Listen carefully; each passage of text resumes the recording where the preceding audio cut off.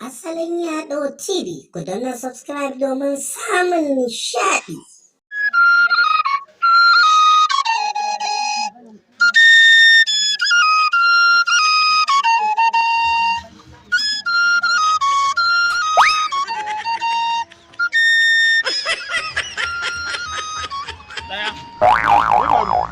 Ka kaya mana!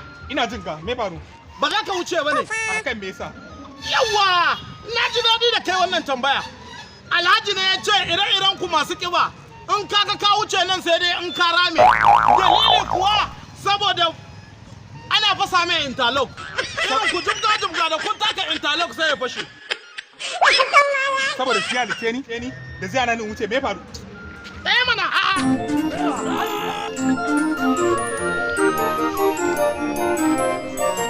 saboda kaga Allah ya yi ka kato, saboda Allah ya yanka ka da arha. Wallahi za a na rena shi. Ni na da ta irin mahawu din nan ne. Wallahi na da ta iska kawai aka buga min. Ashe kato ne. Kai.